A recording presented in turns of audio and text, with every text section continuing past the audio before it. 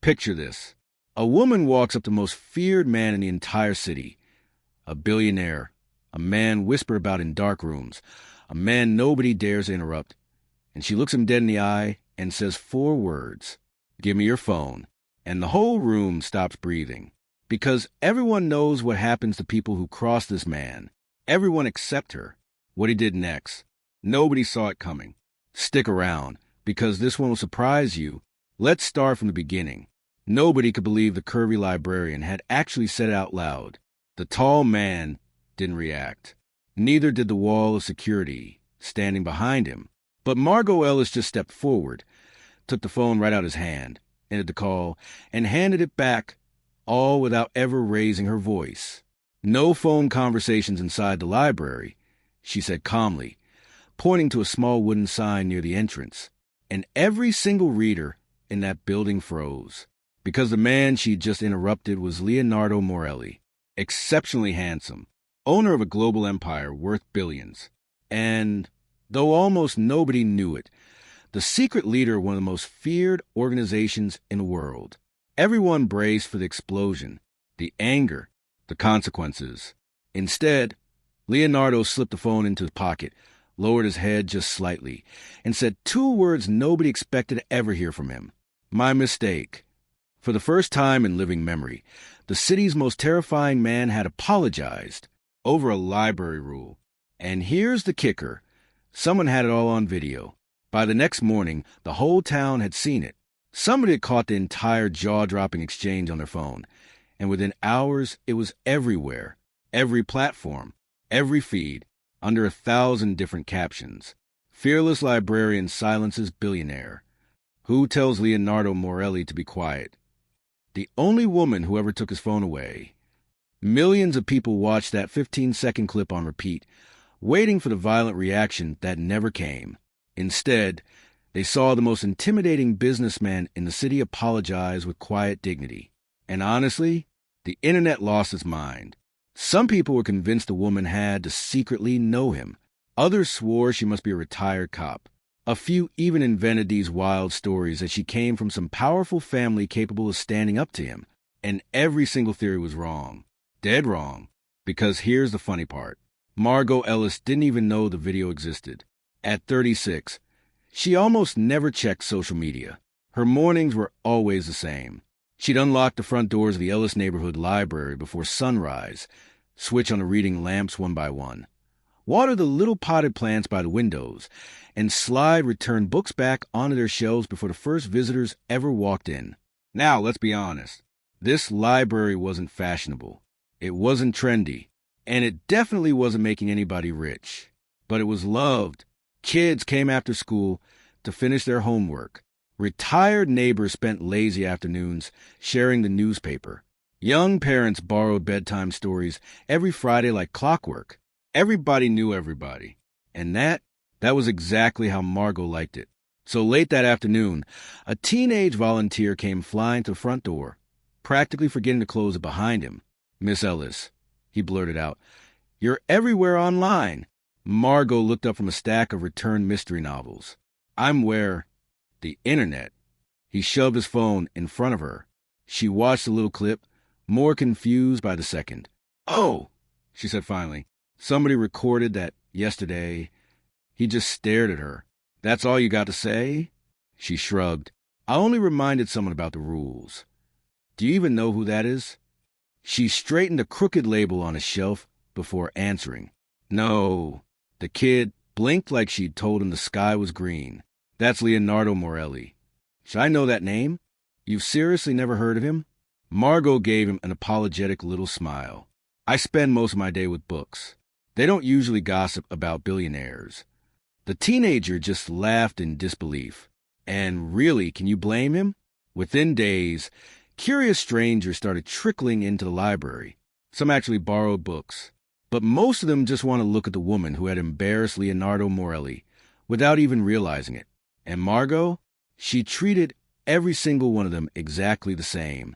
If somebody whispered too loudly, she reminded them to lower their voice. If a kid returned a book late, she patiently explained the borrowing policy. If someone forgot to silence a phone, she pointed to that same wooden sign. Slowly, the excitement settled. By the next Friday, the place finally felt normal again, until the front door opened. And just like that, the conversation stopped. Leonardo Morelli walked in. Alone. No phone. No security. No dramatic entrance. He was carrying just one thing, a simple library card application. He waited quietly until Margot looked up from her desk, and she smiled at him, polite as ever, like he was any other new face. "Welcome back," she said. "Here to actually borrow a book this time?" And for the first time in more years than he could count, Leonardo genuinely hoped the answer she wanted to hear was yes. Now, here's where it gets good. Leonardo came back the next Friday, and the Friday after that. Pretty soon, the regulars stopped wondering if he'd show up. Instead, they started quietly betting on which library rule he'd accidentally break next. And no, did he break them. The first slip-up happened less than 5 minutes after he checked out his very first book. Margot caught him folding down the corner of a page to mark his spot. She appeared beside his chair, so silently he nearly jumped out of skin. "We don't fold pages." Leonardo looked down at the tiny crease. "I wasn't aware." She reached into a little basket, pulled out a simple blue bookmark painted with wildflowers, and handed it to him. "Books remember our stories for us," she said. "We don't need to hurt them to remember our place." He took that bookmark like she'd handed him something sacred. "I'll remember." Across the room, 2 elderly women traded amused glances. One whispered. She just scolded Leonardo Morelli like he was 12 years old. The other one nodded, and he listened. The next week, he did it again. After finishing a chapter, he absent-mindedly set the book face down and open on the table. Margot spotted it instantly and gently turned it right side up. "Books aren't chairs," she said. He blinked. "I'm sorry. They don't enjoy balancing on their heads." For a second, Leonardo just stared at her, and then a quiet laugh slipped out before he could stop it. "You think books have feelings?" "I think people take better care of things when they imagine they do." He looked at the novel again, then carefully sat upright. "Fair enough." By week 3, the whole library was treating these tiny little moments like their favorite TV show. Kids pretended to read while secretly watching him. Retirees dragged out their afternoons just to see if he'd break another rule. Even Margot seemed totally unaware that her ordinary corrections had become most anticipated entertainment of the week. One rainy afternoon, Leonardo walked in carrying a dripping umbrella and, without thinking, leaned it against a bookshelf. Margot materialized almost instantly. "Umbrella stand," she said, pointing toward the entrance. He glanced down at the little puddle already forming. "My mistake." And back to the entrance he went. A few readers could barely hold in their laughter. A little boy whispered to his grandmother, "He's getting better," and the old woman smiled. "He's got an excellent teacher." Leonardo heard every word, and strangely, he didn't mind one bit. Now think about that for a second. Outside those library doors, people obeyed him because they were afraid of him. But inside, somebody corrected him simply because she believed everyone deserved to be held to the same standard. No exceptions. And you know what? That was strangely comforting. One afternoon, Margot was scanning the borrowing records while she shelled returns. "You borrowed 6 history books this month," she noted. Leonardo nodded. "I have." She tilted her head. "And you renewed every single one of them." "Yes, but you've only finished one." He hesitated. "Perhaps I'm reading carefully." She folded her arms. "Or perhaps you're borrowing faster than you can actually read." And for the first time in years, Leonardo Morelli looked genuinely embarrassed. "I may have been optimistic." Margot smiled. "Next time, borrow 2. "Only 2? Books aren't going anywhere." He laughed softly. "I suppose they aren't." As the weeks rolled on, the staff started noticing other things too. Leonardo didn't walk in glancing over his shoulder anymore. He put his phone on silent before he even touched the door. He greeted the volunteers by name. Sometimes he'd even reach up and grab a book off the top shelf for a kid, without anyone asking. No cameras followed him inside. No meetings interrupted him. For exactly 2 hours every Friday, he became nothing more than another patron. And Margot never, ever treated him like anything else. Without even realizing it, the most feared man in the city had started building his entire life around Friday afternoons in a tiny neighborhood library. But here's something nobody knew. Leonardo never told a soul about the insomnia. Not his board of directors. Not his doctors. Not even the men who protected him for nearly 20 years. They all knew he barely slept. Nobody knew why. Most nights followed the exact same pattern. He'd leave the office long after midnight, come home to a penthouse high above the city, loosen his tie, and just stare out those floor-to-ceiling windows while the lights below slowly blinked out one by one. When sleep refused come, and it usually did, he'd answer emails, review reports, approve investments halfway across the world. By dawn, he was just as exhausted as the night before. It had gone on so long he'd stopped expecting anything different. And then, without noticing exactly when it started, Fridays changed everything. After leaving Margot's library, he started reading the books he borrowed before bed, not because history fascinated him. Honestly, half those chapters were mind-numbingly dull, but something about opening a library book carried home from that quiet little building slowed his racing mind. The faint smell of old paper, the handwritten due date card tucked inside the cover, even that little blue bookmark Margot had given him. Together, they reminded him of a place where nobody wanted anything from him. One Friday night, he finished 2 chapters, closed the book, and fell asleep right there in his armchair before he even turned off the lamp. When he woke up, sunlight was pouring through the windows. He checked the clock, then checked it again, then a third time, 8 uninterrupted hours. He couldn't remember the last time that had happened. The next week, it happened again. Not every night, but often enough to feel impossible. His doctor reviewed a routine checkup and frowned. Your blood pressure's improved. Leonardo just nodded. You also look rested. I've been reading. The doctor blinked. Reading? Before bed. I prescribed medication. You did, and instead I'm reading books. Leonardo closed the file with a faint smile. They seemed to be helping. Even the men closest to him noticed. One Monday, a senior captain watched Leonardo make it through an entire strategy meeting without once rubbing his temples. Another muttered, "Boss hasn't looked this relaxed in years." A third answered quietly, "Whatever changed, I hope it never stops." Nobody dared ask why. They assumed a new treatment, a big business win. The truth was almost laughably simple. A neighborhood library. And Margot? Completely clueless. To her, Leonardo was just one of the few patrons who actually returned his books on time. Well, almost on time. One Friday, she scanned a novel and frowned. This was due yesterday. He looked genuinely surprised. I thought today was Thursday. It hasn't been Thursday all day. I've been traveling. She crossed her arms with playful seriousness. The library recognizes calendars, not excuses. So I'm guilty. I'm afraid so. She reached under the counter and produced a tiny printed slip. Late fee. He glanced at the amount, less than a cup of coffee. I'll pay right away. And you'll promise to stop overworking yourself so much you forget what day it is. He looked at her for a long moment. I'll try. She smiled. Good. Neither of them noticed the readers grinning behind the nearby shelves. It was getting impossible to ignore how much he'd changed.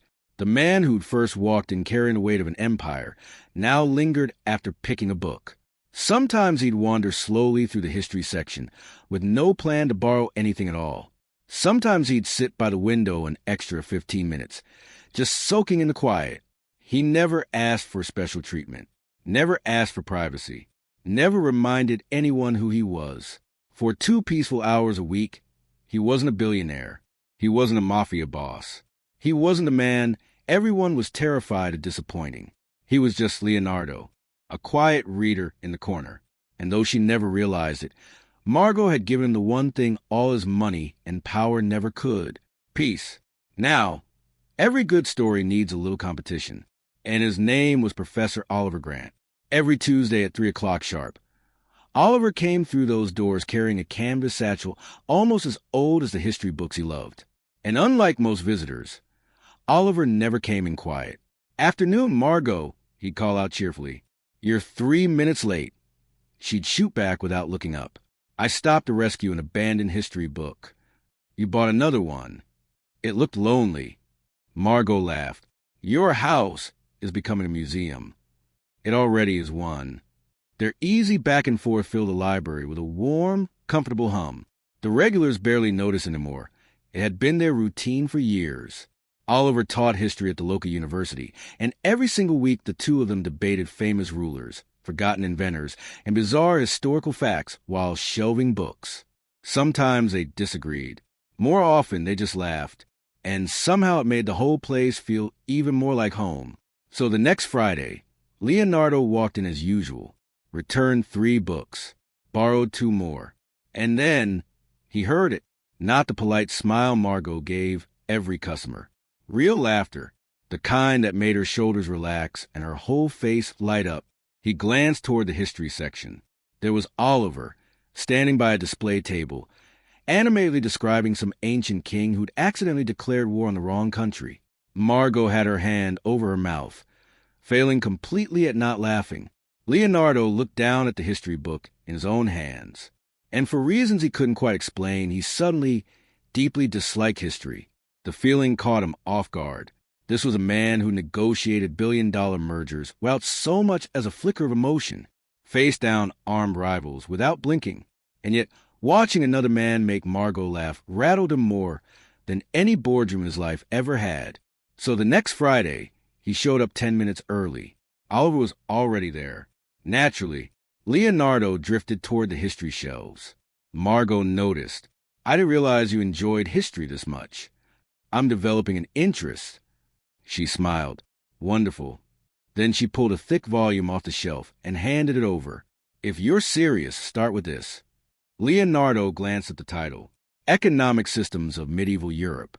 Nearly 900 pages. His expression stayed perfectly calm. Inside, he was questioning every decision that had led him to this exact moment. "I'll give my best." Oliver wandered over, recognizing him from that viral clip months back. "Excellent choice," the professor said. "Chapter 7 completely changes how you understand trade routes." Leonardo opened the book at random. "I'll keep that in mind." Oliver kept talking, genuinely thrilled. Margot listened with real interest. Leonardo listened with growing confusion. 5 minutes later, Oliver asked, "So, what do you think?" Leonardo paused. "The maps are very detailed." Oliver blinked. "The maps?" "Yes, they're excellent." Margot stared at him for a second, then burst out laughing again. "You haven't read a single page, have you?" He admitted defeat with a small smile. "Not yet." "I thought so." She gently took the enormous book from his hands and slid it back onto the shelf. "This one would only scare off beginners." "So there's hope for me?" "There might be." She picked out a much thinner book and handed it over instead. "Start here." Leonardo took it with obvious relief. Oliver chuckled. A wise recommendation. And here's what surprised him most. Over the following weeks, the 3 of them kept ending up in conversation together. Oliver loved facts. Margot loved stories. Leonardo mostly just listened. And every time he tried to jump in, Margot found some funny way to correct him. Oddly enough, he loved being corrected, because every playful little disagreement ended with one of her effortless smiles. And somewhere in between history books he barely understood and conversations he secretly looked forward to all week, Leonardo realized something. He wasn't jealous of Oliver's knowledge anymore. He was jealous of something much simpler. All those years of ordinary, easy friendship that Margot had given another man, long before Leonardo ever walked through her door. But not everyone found the story charming. And that's where things took a turn. It all started with one photograph.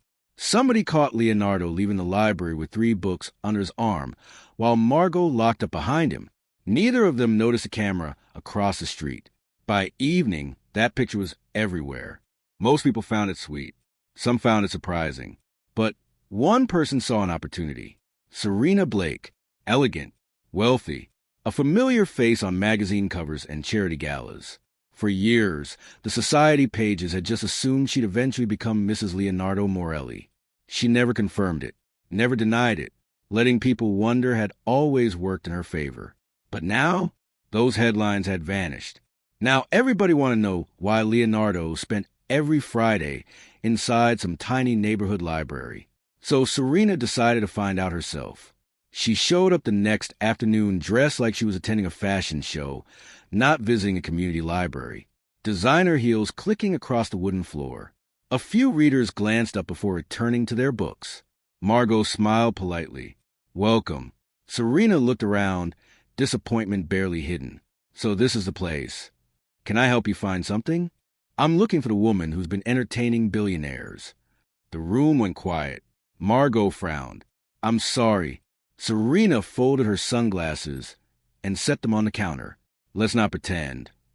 Her voice was calm enough to avoid a scene, but loud enough for everyone nearby to hear.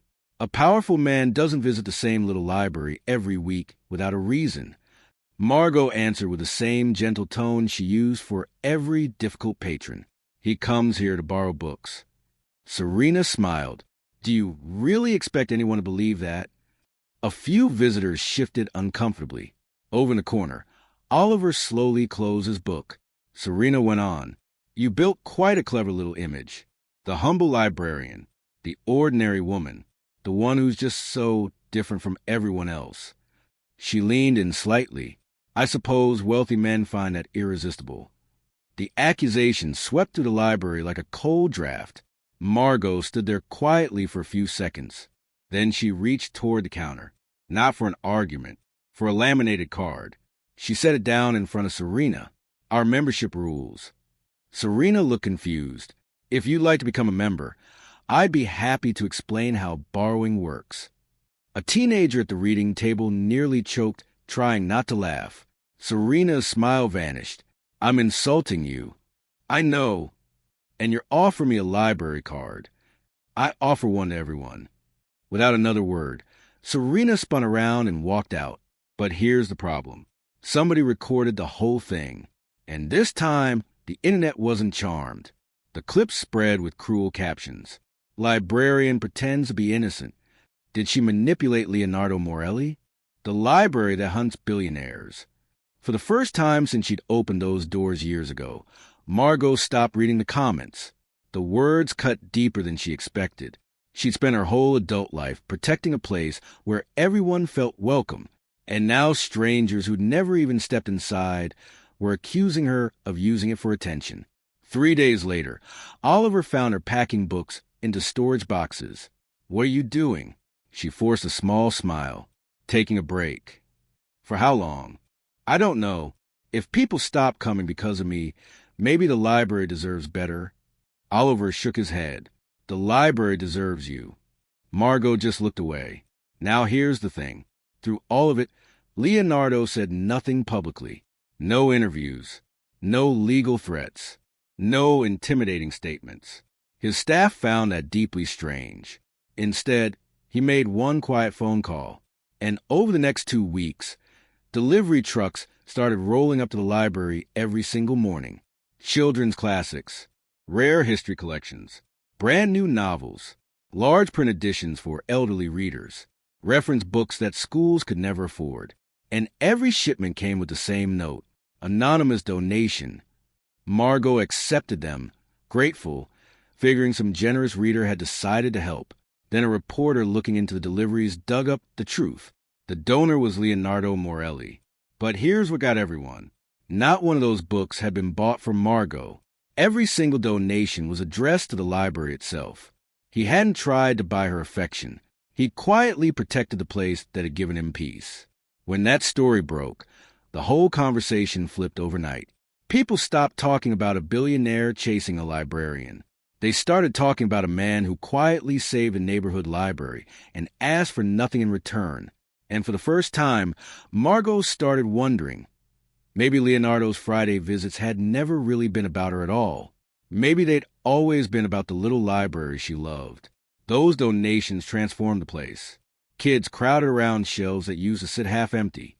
Retirees found the large print editions they'd been asking for. Teachers started bringing whole classes for reading afternoons. Margot watched her library come alive in ways she'd only ever dreamed about. But one question just wouldn't leave her alone. Why? Why would a man like that spend so much on a place that gave him nothing back? The answer came when she least expected it. One rainy Friday, with just a handful of readers scattered around, Leonardo was in his usual chair by the history shelves, a book open in his lap, and Margot noticed something odd. He wasn't reading. He'd fallen asleep, not the restless kind that shatters at the smallest sound. A deep, peaceful sleep. The book had slipped a little in his hands. His breathing was slow and steady. She walked over quietly, tucked another bookmark between the pages, and closed the cover so it wouldn't fall. Then she draped a light wool blanket, the one usually saved for kids during winter reading hours, over the back of his chair, and she went back to her desk without a word. Almost 40 minutes later, he opened his eyes. For a moment he looked confused, then embarrassed. "I'm sorry," he said softly, standing up fast. "I didn't mean to fall asleep." Margot smiled. "You weren't bothering anyone. I've never fallen asleep in public. There's a first time for everything." He looked toward the rain-streaked windows. "I suppose there is." Later, while Leonardo browsed another shelf, Oliver came up to the desk. "He looks different." Margot nodded. "He seems tired." Oliver lowered his voice. "I know someone who works for Morelli Global." Margot glanced up. "They say Leonardo hasn't slept properly in years." She frowned. "What do you mean?" "Chronic insomnia." Oliver shrugged. "Everyone around him knows. Nobody knows how to help." Margot instinctively looked across the room. There he was, right where he always stood, running one finger slowly along the spines, moving with the patience of a man who had nowhere else in the world he'd rather be. And for the first time, she remembered every little detail. How he always came on Friday afternoons. How he never took a call inside. How he lingered after a chapter instead of rushing off. How peaceful he'd looked, asleep in that worn old chair. And a realization settled gently into her heart. He hadn't kept coming back because the books were extraordinary, not because the building was famous, not even because of her. He kept coming back because this little library gave him something the rest of the world never could. Silence, safety, ordinary life. That evening, as he got ready to leave, Margot stopped him near the checkout desk. "I've been wondering something." He looked at her, curious. "Ask." She hesitated, then smiled. "You don't actually enjoy history very much, do you?" A rare laugh escaped him. "I was hoping you hadn't noticed." "I noticed after the second book. So why didn't you say anything?" "You seem determined." He rubbed the back of his neck, suddenly and unexpectedly shy. "I kept borrowing them because Professor Grant was always talking about history. You were trying to join the conversations. I was trying not to feel left out." Margot looked at him for a long moment. Then she walked to another shelf and came back with a thin little novel. "No history this week." He took it. "What is it?" "My favorite story." "Is it famous?" She smiled. "Not particularly." "Then why this one?" "Because whenever life feels too loud, this book reminds me to slow down." Leonardo looked down at the worn cover, and for the first time in years, someone wasn't trying to impress him, wasn't asking for a favor, wasn't afraid of him. She was just recommending a book she genuinely loved. He looked back up at her. "I think." He paused, choosing his words carefully. "I never came here for the books." Margot's heart skipped. "I know." "You do."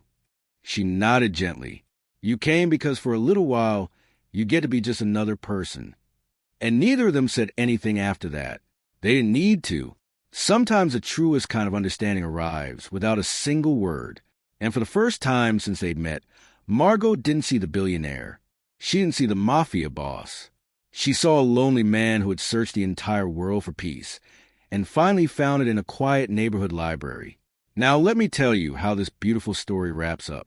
6 months later, the Ellis Neighborhood Library had become one of the most beloved spots in the whole region. Families drove in from neighboring towns every weekend. Teachers booked reading trips months ahead. Writers donated signed copies of their newest novels. Shelves that once struggled to stay full were now overflowing with stories. And the reporters kept coming back, all asking the same question. When would the library accept corporate sponsorship? The offers were huge. Renovations, advertising deals, even proposals to rename the whole building after wealthy donors. Margot thanked every organization politely and turned down every single one. The library already belongs to the community, she'd explain. I'd like to keep it that way. A lot of people figured Leonardo would talk her out of it. Instead, he just smiled when he heard her answer. Later that afternoon, one of his advisors quietly asked, "Wouldn't expanding the library be a smart investment?" Leonardo glanced toward the reading room, where kids sat cross-legged listening to Margot read aloud. "It isn't my decision. You could make it happen." "I could." He watched Margot help a little girl pick out her very first chapter book. "But she built this place by protecting it. I won't be the one who changes it." And his advisor finally understood. Power isn't always about getting what you want. Sometimes it's about respecting somebody else's choice. Every Friday, Leonardo still showed up carrying that empty canvas book bag. Returned last week's novels. Borrowed another. Spent 2 quiet hours reading in his favorite chair by the history shelves. And none of it ever once felt ordinary to him. One rainy afternoon, a little boy wandered over while Leonardo was checking out a mystery novel. The kid looked up, curious. "Mister?" Leonardo smiled. "Yes." "My dad says you're the most important man in the city." Leonardo chuckled. "I've heard that before." The boy pointed toward the reading room, where Margot was carefully shelving books. "Then why do you still come here every Friday?" And the whole library went wonderfully quiet. Leonardo looked across the room. Margot caught him watching and gave him that same warm smile she'd given him on the very first day. The smile that expected nothing. The smile that treated everyone exactly the same. He smiled back, and then he answered, "Because this is the only place in the world where nobody's afraid to tell me to be quiet." The little boy laughed, and across the room, Margot heard every word. She couldn't help laughing, too. A second later, Leonardo laughed right along with her. Not as a billionaire, not as the leader of a feared empire, just as a man who'd finally found the one place where he never had to be anyone else. And in the quiet heart of a small neighborhood library, surrounded by books, laughter, and ordinary people, 2 lonely souls discovered something. The greatest love stories are rarely written by power. They're written by peace. And you know what I love most about this one? It reminds us that the most powerful thing in the world isn't money. And it isn't fear. It's being treated like you matter, exactly the same as everyone else. Margot never once tried to impress the most feared man in the city. She just held him to the same standard as a kid returning a library book. And that simple, ordinary kindness gave him something all his billions never could. So if this story warmed your heart even a little, do me a favor and smash that like button. Share it with someone who believes the quiet people are often the strongest. And drop a comment below. Where's your peaceful place? The spot where you finally get to just be yourself? I genuinely want to know. Hit subscribe so you never miss a story like this one. And I'll see you in the next video.